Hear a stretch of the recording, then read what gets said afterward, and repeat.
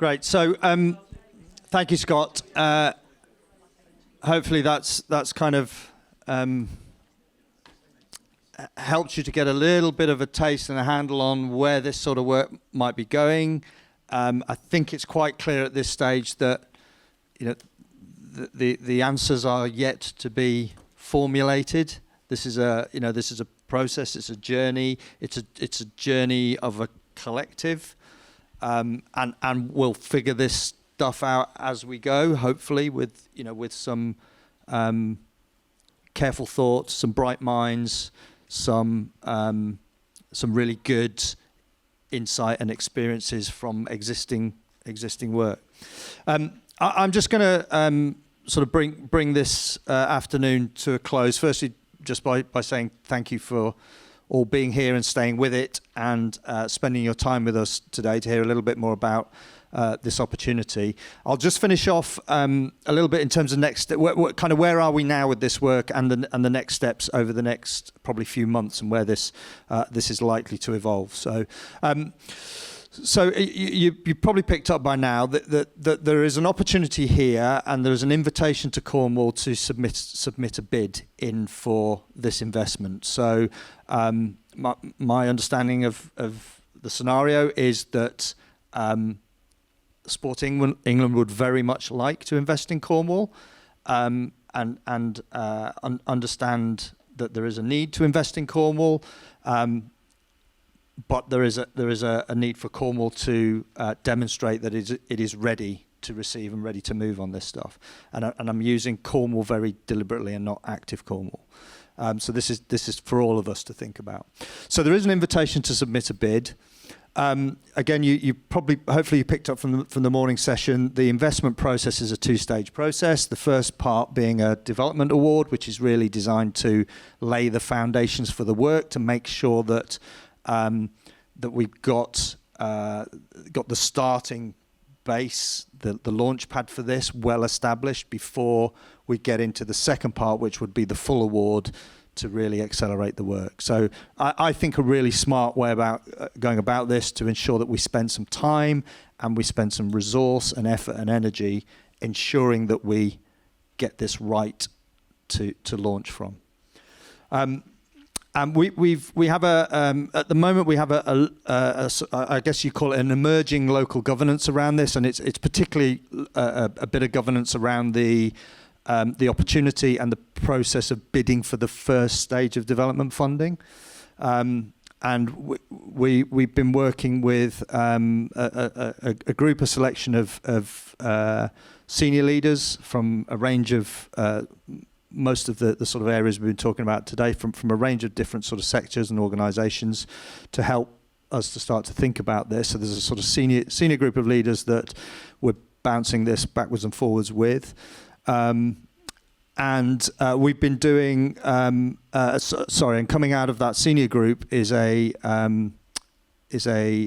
sort of bid development team. So I'll talk a little bit more about that shortly. So there's a sort of evolving piece of organisation around the opportunity to bid for development funds. We've also been doing, over the last few months, a fair bit of what we call partner engagement, and today is the biggest example of that, but we've also been connecting with various teams and organisations again about this opportunity, and sort of warming Cornwall up to the idea that this might be coming. Yeah, if you can go on to the next one. That note to self: green's not always, green and white's not always great on a big screen, but. So in terms of the timelines, a couple of you have been asking me throughout the day around, okay, what does this look like in terms of timelines? So we've got roughly the sort of next 18 months as mapped out. We're in that sort of pre-development phase at the moment, where we're sort of socialising the opportunity, for want of a better description. Very quickly, we'll need to get into some sort of bid writing and some bid development, with a view to, and one of the fixed dates we do have is a submission of our development bid, which will be I think it's 1st of September, if I've got that right. So that's a sort of line in the sand, I guess, that we're aiming at the moment. And bearing in mind, this is development of a bid for development funding for that first wave of resource. And we're due. We would be due if we hit that 1st of September deadline. We would be due a decision on that towards the back end of October. So that gives a sense of sort of timing over the next probably sort of 5-6 months, where we're getting into securing that first wave of resource to allow us to then get into a period of development phase and laying the foundations, which would take us towards that full award, that bid for a full award. Yeah, if you can move that on. Sorry, I should have a clicker in my hand, shouldn't I? But can somebody move that for me? Yeah, so just to give you a sense, again, some of you will know the people on this list. So the bid development group at the moment is looking like that. So those are the individuals on the left-hand side are the ones, and some of them are in this room today, are the ones that are supporting the bid development process. We've met once. To sort of start to think about the work. Really importantly, those individuals on the left have a senior sponsor, and those senior sponsors are also part of that senior leadership group that we're sort of bouncing off, and those are the sort of mix of I guess sort of sectors and organisations that those people are connected to. So we're trying to get a sort of, I suppose, a sort of onionish representation to get us to that first phase of development bid award. And then I think there's one more after this. Yeah. So in terms of the development of the bid going forward, again, you'll have picked up some of this throughout the day. There are, in summary, 6 major areas that the development investment can support, and those would be around things like developing further insight and community engagement where it's needed and where it's understood.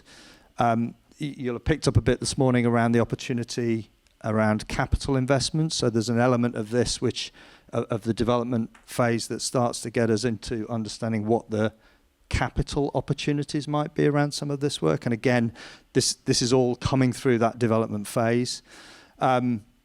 Really importantly, to start to think about what does the governance look like around this work. So how are we ensuring that we create the right structures to not only be accountable for the investment, but to ensure, I think more importantly, to ensure that we're engaging the right people in the decision making around some of this. And when I say that, I'm thinking about communities and about involving the people whose experiences we're looking to change, involving them in the decision making and ensuring that they have a central role in deciding where and how resources get deployed.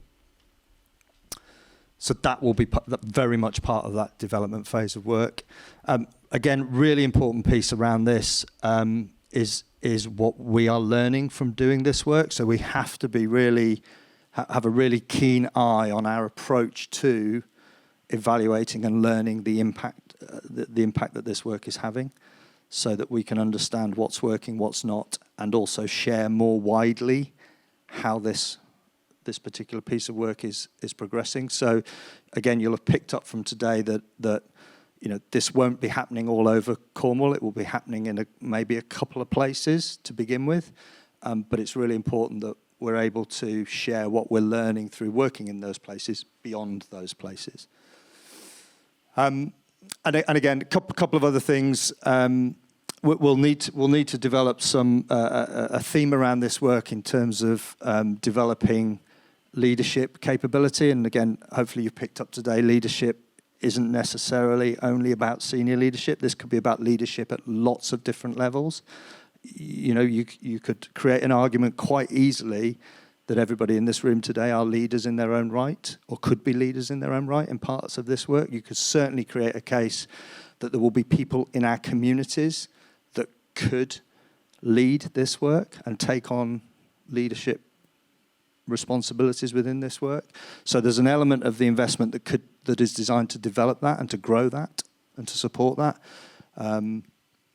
And then there's also clearly an opportunity if there are early test and learn, so some early things we would want to try out in these communities, even in the development phase, even in that first year, while we're laying the foundations, there might be some things that we want to make an investment in to just see to see how it might work and how it might inform the future full-blown investment.